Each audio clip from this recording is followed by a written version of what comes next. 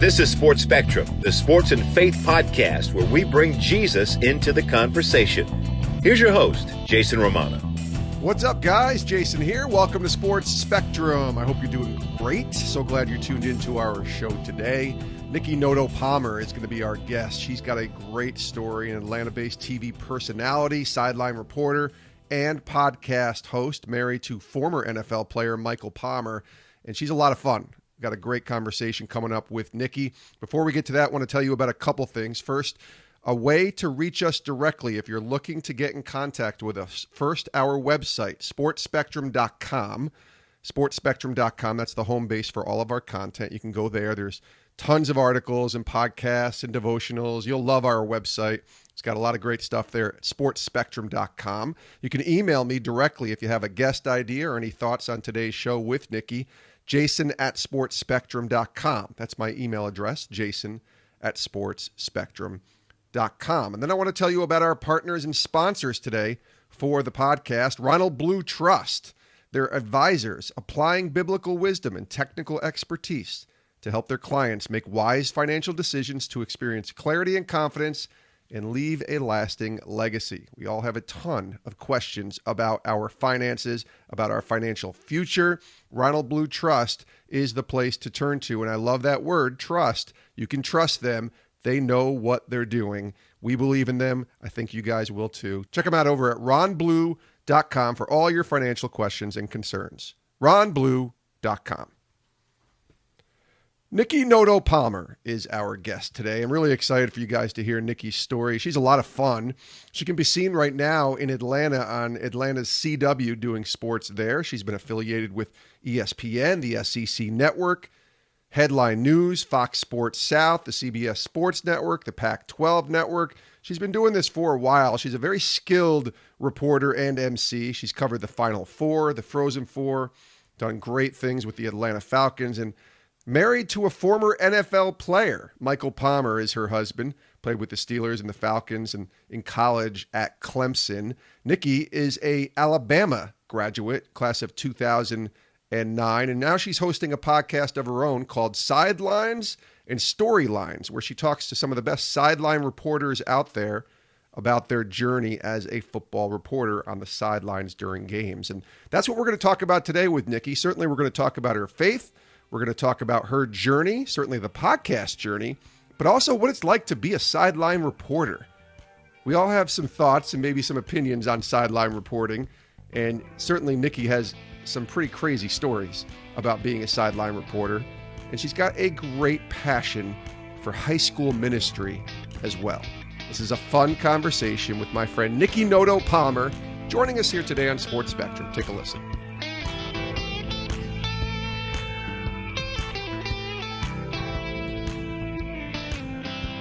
Niki Noto Palmer, welcome to Sports Spectrum. Thanks so much, Jason. I'm pumped to be here. I'm a big fan of yours and what you're doing, so I'm just honored to be sitting here in the seat. This will be cool. Yeah, I love that you have a podcast, which I want to talk about in a second. You also have a baby on the way, and part of a little behind the scenes for the people listening. We were supposed to record this about 40 minutes ago, but you were at a doctor's appointment. You got a third baby coming, so tell us about that.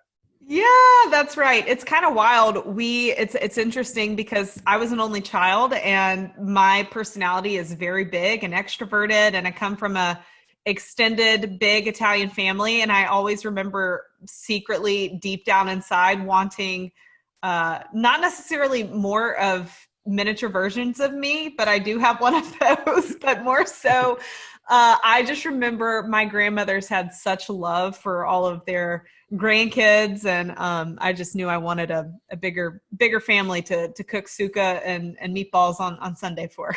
What's the toughest part about being a mom right now and being a pregnant mom? Oh, I think being a mom in general, a parent, this is mom or dad, you are humbled so quickly in ways that you never knew existed. You see so many imperfections of yourself. It brings you to your knees so quickly because, you know, my daughter is 3.5 right now. So she is a sponge. She is an inquisitive sponge. And she is so far beyond a 3.5-year-old that I have to be very careful with my words and my expressions. I'm very expressive and I'm an external processor. And so I'm learning I need to go through more filters than ever with my children because I really want to be careful with my words and what I'm doing and things they might just pick up on or hear.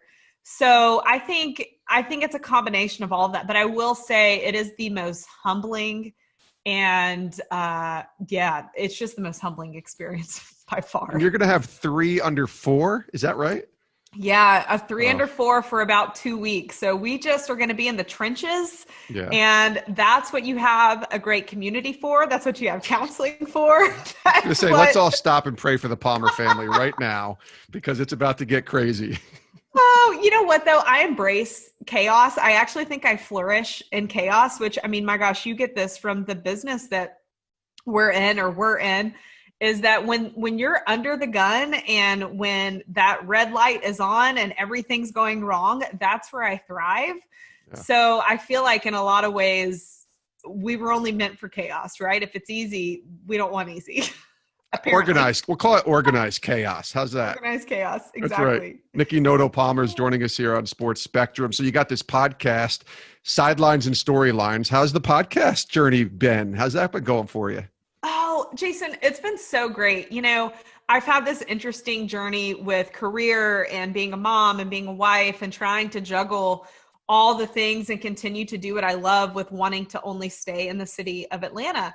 And so when this global pandemic hit, it forced me, it physically forced me into a space of thinking outside the box. And what I realized the most, which I think a lot of us did, we miss connecting with people, right? And not just going to grab a coffee here or there, or maybe going to a movie or whatever. It was just that intimate connection of conversation. And that is something that at the end of the day, sure, I love being on the sideline. I love covering whatever sport it is that I'm talking about for the week. But what I loved, always have loved, were those sit down interviews, right? The sit down interviews where I might be talking to a head coach, but I'm not asking him about X's and O's. I'm asking him about his mentor in his life. You know, I'm asking about what was that pivotal moment in your life growing up where that light bulb went off and you knew this is what I want to do for the rest of my life. Or even bigger than that, hey, I've been put in this position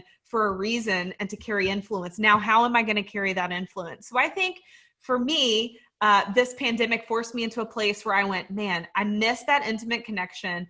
I miss talking with people and understanding their storyline. But as you and I both know, it's not always rainbows and butterflies. And in fact, it's usually those things that set us back and oftentimes knock us down that allow us to have the storyline that we're currently living in. And we wouldn't be who we are without those moments. So it was something that just came to me. And I thought, you know what, sidelines and storylines, I think it's got a good ring to it. I think it can stick. And I have loved every minute of the journey and having amazing people along the way, you included, that I can just bounce things off of, ask questions to. And my guests have just been awesome. A lot of them are friends. A lot of them are professionals I look up to. They're colleagues that I used to work with.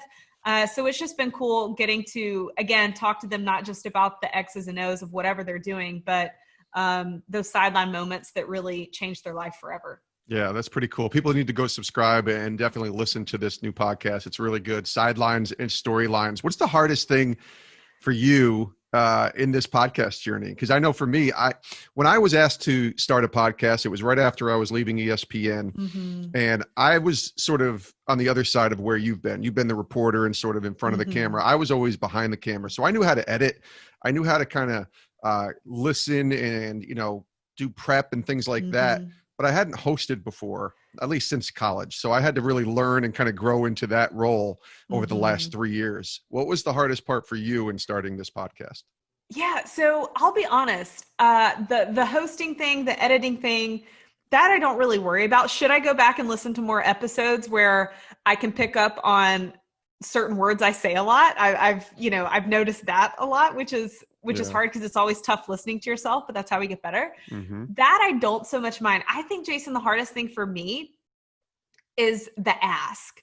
There's something inside of me, and I think this comes from a place of being in an industry where So oftentimes for a long time, you were always asked of things, whether it was, I still remember deleting my old Facebook because, people were asking for tickets or autographs or things like that. And I'm sitting here going, wait, like, don't you want to ask how I'm doing, or, things like that. And so that's probably been the hardest thing for me, is because that's a conversation Michael and I have had of, there was just a time in our life where we felt like a lot of people just wanted stuff all the time.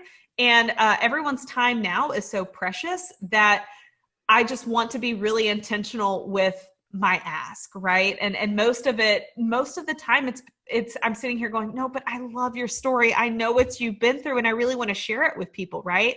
So I think it's harder actually to ask people I'm close friends with rather than complete strangers. Really? See, that's fascinating to me, because it's really easy for me to ask. I mean, maybe I had this 9-year journey as a talent booker at ESPN. So that's what I did. So all I did was ask people if they would come on ESPN and do interviews. Yeah. So for me, I guess maybe it's not as difficult to ask, but I guess maybe it's harder for some people to say yes or no. And there's some people, when I ask that guest to come on, at, whether it's a big name guest or somebody that I haven't had on yet that I hope to have on, I wonder if they'll say yes or no, but I'm not really, I don't know. It's different, I guess. For me, the friends one is pretty easy, because I feel like they'll say yes, but it's also a way to, like you and I, a way to connect and just catch up, like we're just having a conversation. So I think it's more so the friends that I know their schedule and I know how busy they are and I know what they're doing right now. I think it's those friends. It's not so much the ones that, I'm very confident in my friends of saying, Niki, I'm going to do this thing for you. And I'm like, great, that's awesome. Thanks so much. But yeah, I think it's the ones where I know their schedule. I know what they're on, throughout the week. I can only imagine how often their phone's ringing. I know what's going on at home with them. And I really want to be respectful and honoring of their time. So there's a little bit of that, right? Oh, that's good. That's a humble spirit. So that's a good thing. Oh, well, and then it's, when I do reach out and then I don't hear back from them, it's okay. I don't want to be annoying with the follow-up, but it's, hey, this is in your court. If you want to do it, great. If not, no hard feelings, if now is not the time, we can do it later. So it's just a lot of that, I just want people to feel non-invasive with it, and that I'm not just, Eventually you'll get somebody to do the booking for you and you don't have to be the bad guy. That's how you got it rolled, Niki. That'd be amazing. Is that what I need to do? That'd be great. Because I have a whole list. I've got a list, There it is. Niki Noto Palmer is our guest here on Sports Spectrum. She mentioned Michael. You mentioned Michael, obviously, your husband, former NFL player. He played with the Steelers and the Falcons, right? And in college at Clemson. And you're an Alabama girl. So I need to know the story of how you guys met. How did that come about? Oh, that's so funny. Yeah. Well, and the interesting part too, is even with Dabo, there is a family connection there. So I'll back up. Michael went to Clemson. I graduated from Alabama, and I went and I worked with the Tennessee Titans as their media relations intern. I loved it. At the time, I was also doing PA work for ESPN, and that right there solidified this is what I want to do. And I remember, Jason, all too well, I remember sitting Indian style on my bed in Nashville, literally Googling NFL teams, because that was the season that would make the most sense for me to work in, because I had already missed, baseball or basketball at the time that I was figuring this out. And I was Googling NFL teams where I had family or friends, i.e. a free place to stay, because you're barely getting any money. Yeah. And I ran across this opportunity in Atlanta, and it was to be a team reporter. And at the time, there weren't any team reporters. This was 2010. Jen Sturger was really the only one at the time. And we unfortunately heard how, there was a instance, I don't know if you remember, with the Brett Favre thing when she was a team reporter there. And I only bring that up because when I came into the Falcons, everyone was walking on eggshells, right? Yeah. We had never had a team reporter. How do we dance around this position? What is this position going to look like? They didn't really know. So there was an audition process where I felt like I was running for public office. I ended up getting the position, and I became the Falcons' first team reporter in it was our 2010, 2011 season, I believe. And Michael, my husband, had just graduated from Clemson. He was a rookie tight end, undrafted free agent. So when I say I didn't know him, Jason, I really didn't know him. I knew of him because part of my job was to follow these guys on Twitter. This was right when Twitter was starting to take off, and essentially monitor their filter, if you will, and make sure that they didn't say anything out of line. If they did, bring it to, the people who needed to see it. So it was such an interesting and funny time. And I remember he tweeted something about Harry Potter, and I made fun of him. And I had never seen him face to face. I mean, if he walked past me, I wouldn't have known who he was. And so we were on the practice field, and he was coming off the practice field, and he said something about Harry Potter. And I'm going, that must be that's who that was. Okay, now I know who that was. But at the same time, I wasn't interviewing him. I was interviewing Matt Ryan, Rodney White, Tony Gonzalez, and he ended up making the team that year and was there for the next 3 years. So we really didn't even start talking until I left the Falcons. And I'll be honest with you, he asked me for my number, and I went straight to my boss. I was bright-faced red. I was so embarrassed. And I said, here's this guy. I had a boyfriend at the time too. And he boldly asked me for my number and wanted to take me to this Harry Potter premiere, to which I laughed at him again. And I said, A, no, that is so unprofessional. And B, I have a boyfriend, so that's not even going to happen. And I remember going to my boss, and I was so embarrassed, and I was like hyperventilating. I was like, did I put out that vibe that like he thought I wanted his number? And he just looked at me and going, Niki, you're okay. Like, you're fine. Yeah. So fast forward the next year, and I got put on assignment, I think, for a Clemson spring game. And, spring games are where you interview all the alumni and things like that. And so I'd sent him a message and said, hey, I'm looking for some Clemson alumni. Will you actually be at the game? I'd love to interview you. He said, sure. And I'll round up a few of my buddies. And I was like, great, that'd be awesome. Thanks so much.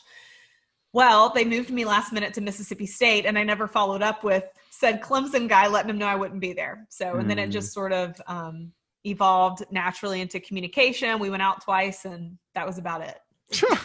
That's awesome. I was thinking you were going to say, I was a reporter and he was a player and we were dating at the time, which is always a little, how does that work? But it was after that, huh? He would tell you he pursued me for about a year. He was very persistent, did not give up. And it was funny. He was actually nominated for the, Community Man of the Year award for the Falcons. And I went with him to that. And I was so nervous because it was, even though it was a year, it was actually almost a year and a half or 2 years after I had left. But they were so kind and generous. They were like, honestly, Niki, if there was any guy that we could have handpicked out of this group that has come through, he's one of the good ones. And I knew that. He was from Atlanta locally, and I knew he was a man of faith, which was obviously super important to me. And he treated me with respect and supported, my dreams and my endeavors, and it just worked. Describe the Palmer household when Alabama and Clemson were playing each other pretty much every year, either in the playoff or for the national championship. It had to be pretty ugly in there. Oh, you know what? You say that, but you might understand where I'm coming from with this. So it's funny because people ask us that all the time. They're like, oh, you're from Alabama and, you were doing broadcasting there and worked with athletics, media relations and all that. And I'm like, yeah, but also, Michael played at Clemson and Dabo is a family friend to both of us. And we know his heart and, we know that team so well. And I was like, sometimes you just root for people, and not that I'm not rooting for Coach Saban, but when you have friends that have coached on the team and that were GAs and Michael had come through the program, and it's just a little different, he was actually doing sideline reporting. He was their sideline reporter for Clemson radio for a few years in a row. So we actually, went to the national, one game I couldn't go because I was too pregnant, but we went to one of them in Phoenix, and it was just a lot of fun. And it's just really cool. I think we get more joy out of seeing our friends that are coaching now to succeed rather than, sure, we always want to pull for our alma mater, but it's really neat when, you have a good friend, like he has good friends coaching at Georgia State and Coastal Carolina and, Troy and all these other places where you're seeing them grow up as young men, as phenomenal coaches, which is even more fun to watch. What's the hardest part about being a NFL player's wife? And I'll even say a former NFL player's wife, because it might be different because I know for a lot of guys who transition into retirement or into post-playing career is what they'll say, because they're so young. It's not really retirement. Right. But that's a transition, and that's a hard adjustment, especially for the wives who have kids who all of a sudden have their husband home every day when they're usually out working out and playing football. So what is that like, and what was the toughest part maybe in being a wife to a current player and now a former player? Yeah. So when he was playing, my world was insane. I was traveling all the time and covering college football and doing all the things. So we actually were ships passing. I was gone pretty much Wednesday through Sunday or Thursday through Sunday. And I would fly home either, I'd make it to his game or I'd see him at the apartment or whatever it looked like. So I think just being intentional with our time was a huge deal for us. I felt like we were teachers almost, though, to where we had a few of those months in the summer that we had to ourselves, and in the spring. It's so funny because if you ask just about any NFL player or former player when they got married, it's usually March or April. That's usually, which is so funny. But so I would say being intentional with our time was really important during that season. And I think I was always so grateful, Jason, because football was never Michael's identity. And he was naturally gifted at it, but he also had to work harder than so many other people. I mean, not to completely give his story away, but he ended up going to Clemson because 14, maybe 17. I'm not great with numbers. Yeah. Tight end said no. And so he actually got pulled out of his senior class, and one of his coaches said, "Hey man, Clemson needs to know if you're going or not." And he's like, "What are you talking about?" He had no idea he had a full ride. And he actually called the Clemson coach, I forget which one it was at the time that he had spoken to, and said, "Hey, do I have a full ride to Clemson?" They said, "Yeah." He goes, "Yeah, sign me up. I'm coming." That was his only offer, And so then fast forward he wasn't invited to the combine. It poured down rain on his pro day. They didn't have this fancy, beautiful, insane practice facility that they do now. And, so those were strikes against him. And then he got invited to like a few training camps, chose Atlanta for the mere fact it was cheaper and he could work out at home his last semester, came in the eight tight end in training camp and ended up making the roster and backing up Hall of Famer Tony Gonzalez. Like, his story is so beyond what I hate to say what the average NFL life looks like, but the reality is that his position was never guaranteed. I mean, I remember him still sweating bullets that, not so much the first year because I didn't really know him his rookie year, but that second year when we started dating of, what that looked like week to week. And a lot of people don't know, he's not a guy that got this insane signing bonus guaranteed money. He literally got $5,000, bought a laptop and some suits from Joseph A. Bank, which means he probably got like 10, Yeah. And then he would get a weekly paycheck. You know what I mean? So I think a lot of people don't know these guys are getting checks week after week. And so for him, he didn't know what the future looked like. And so it's funny because he's in finance now as a former player, but he learned right off the bat how to manage that because he didn't know what was coming his way. I think he said training camp, he did the math and he was making less than minimum wage. So, so I was always grateful that it wasn't his identity, that he knew he wasn't going to be doing this forever. He knew it was a means and a vehicle for something different. And it's funny because fast forward, I think we've been out of the league 5 years now, and he's just now, I feel like, really embracing what influence it gave him. Not that he wasn't using it earlier, but there's just something about being detached for a few more years that allows him to really channel into, okay, God, this is why you had me here. And even on the finance side of things, I mean, he would watch, of course, teammates, go out and they're spending money left and right. And he's sitting here going, I don't know if I have a job next week. And even when he went to the Steelers, that was year 4, there was Heath Miller was injured. So he was playing, and he always jokes about how he wanted to text Heath. And I'm pretty sure actually he told him this, like, man, you have to sit out like one more game because if I get one more game, I'm going to be vested and that's going to be huge. And that's a real thing in the NFL. People don't see that. It is. Yeah. It really is. And they were playing in London that year. And I remember him looking at me week 2. I'm like all over the place, but the whole Steelers thing is insane. He got picked up off waivers. He was like, I didn't even know what waivers were. got picked up off waivers 36 hours later without a playbook in hand. He's starting the first preseason of the game. Ben calls a play. He doesn't even know what the play is. And he's like, Ben, I just got here. And he's like, oh yeah, just run that way. And so he made it like to week 3. And I remember him saying, week 4 is London. If I make it to London, I think I'm going to be okay. But there are so many guys that are with that mentality that I think a lot of people don't know about, that are making the minimum and just trying to get a paycheck week after week, Today's show is sponsored and presented by Ronald Blue Trust. Their advisor is applying biblical wisdom and technical expertise to help their clients make wise financial decisions to experience clarity and confidence and leave a lasting legacy. They got over 35 years of experience, not only serving the community at large, but serving professional athletes and coaches as well. They've tailored and created specific services to meet those athletes' needs, but they're also here for you and I. Trusted financial advisors providing confidence and reassurance to help you along in your financial journey, and you can trust them. That's why I love the name that they have, Ronald Blue Trust.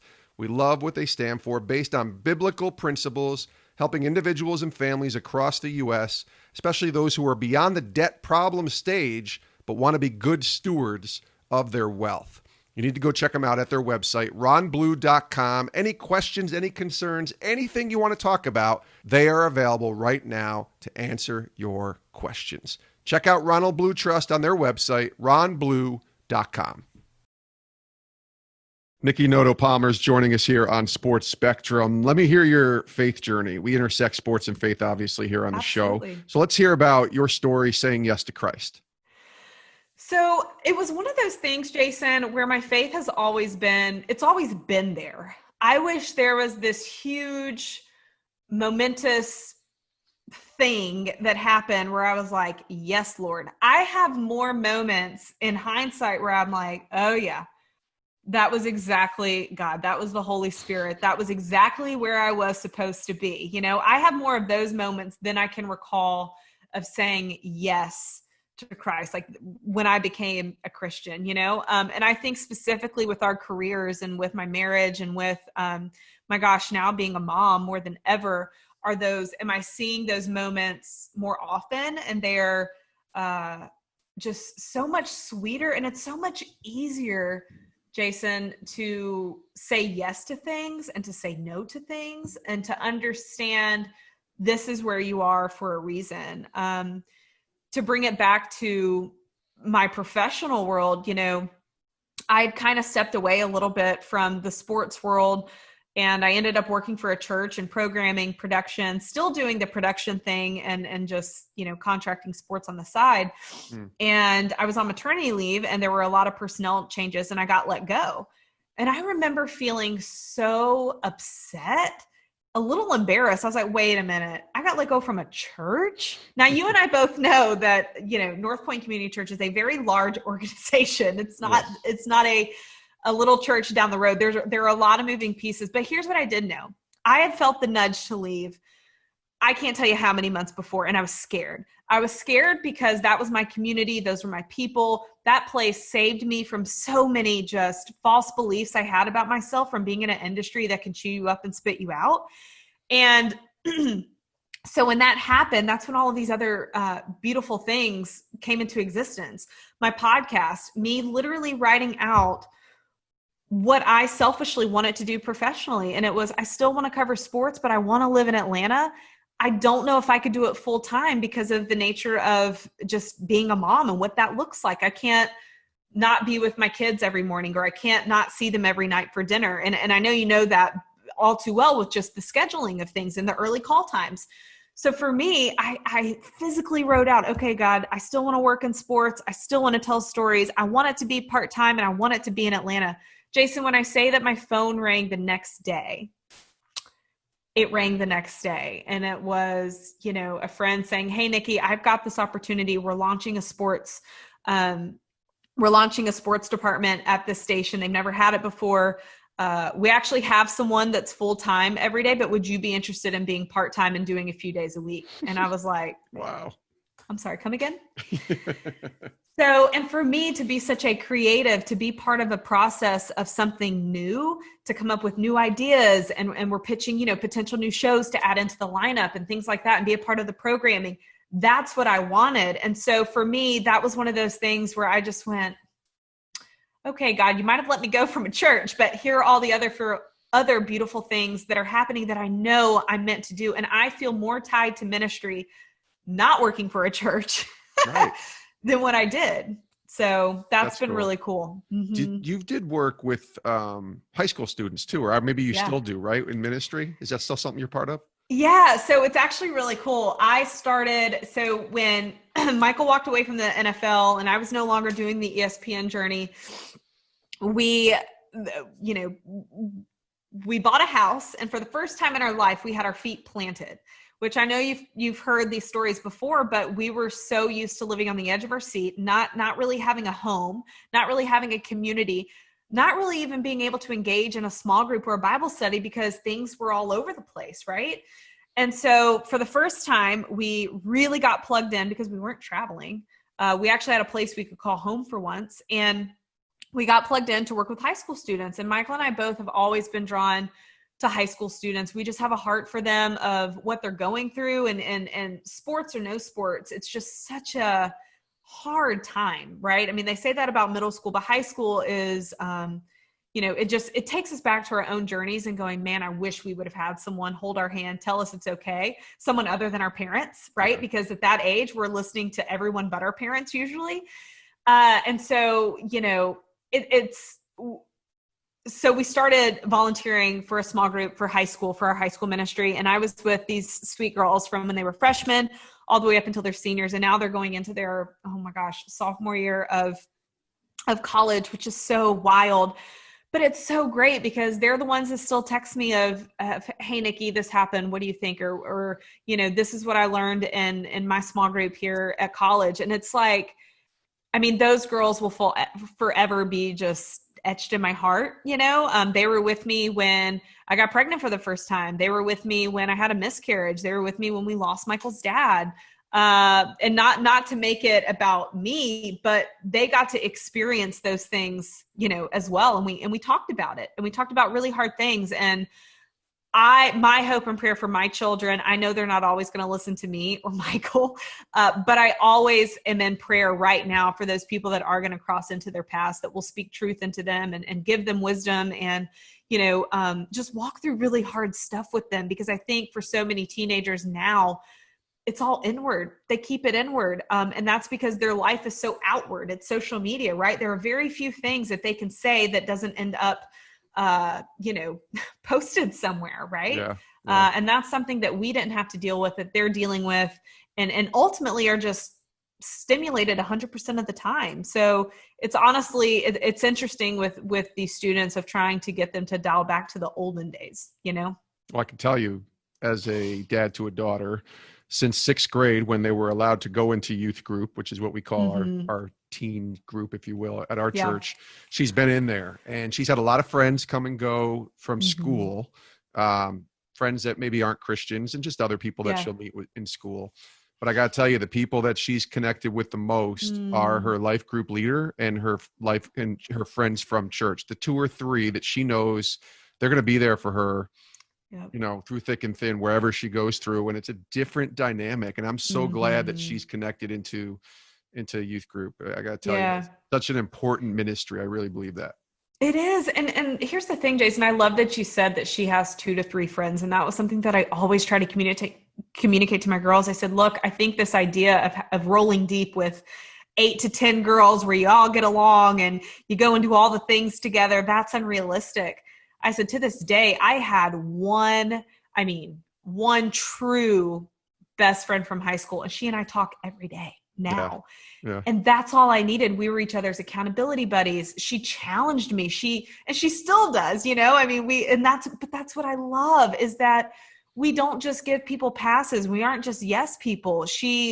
She challenges me for the truth. She challenges my heart. And at the end of the day, as long as I had that 1 to 2, maybe 3 people in my life that I could always count on, because, the maturity level in high school is still sort of difficult. There are some that are more mature than most, Sure. but their hearts are still so fragile and they get backstabbed all the time. They're talked about all the time.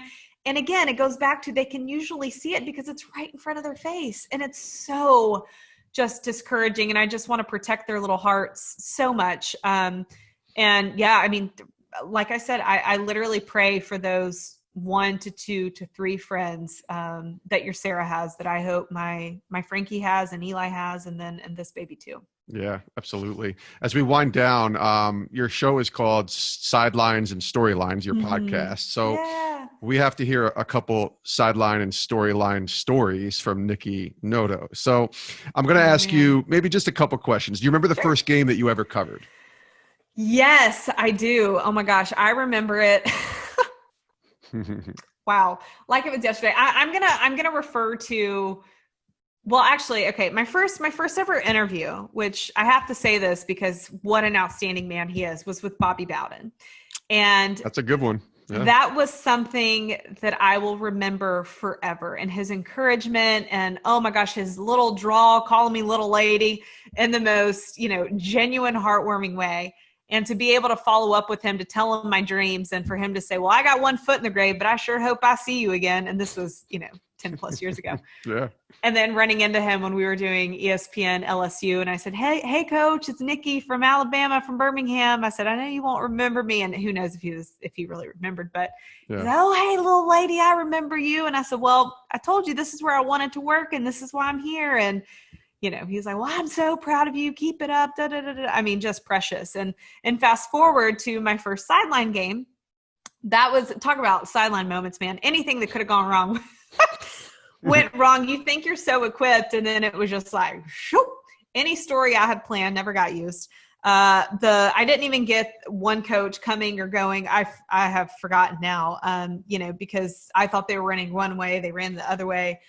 That was brutal. Yeah. But so many amazing lessons came out of that. And honestly, Jason, the people that I met along the way, I wish I would have been more vocal about help. I think at the time I was so young and green and just thrown into something. And I thought that I had to have it all together and fake it till you make it sort of thing. If I had the opportunities now that I had 10 years ago, things would look drastically different. Just in terms of being a student of your craft and not being scared to ask for help, because I think for me, you just always had this I'm replaceable feeling, which right, wrong, or indifferent, that's just, that was a big sideline feeling that I had, was I'm always replaceable, got to keep working, and you can't ask for help.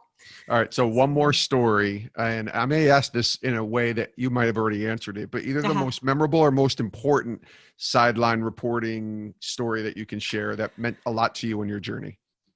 So I think this is a complete random one, but I got a call randomly from a dear friend to do sideline for, this is, ESPN aside and ACC stuff aside, Falcon stuff aside, whatever it was I was doing aside. It was so cool that I got asked to be the sideline reporter for the Sirius national broadcast of South Carolina and Clemson. We were expecting our first child at the time, and Michael was the sideline reporter for Clemson radio. And so it was the first time that we actually got to work the same sideline, and we were both doing radio. We were both the sideline reporters for that game. Yeah.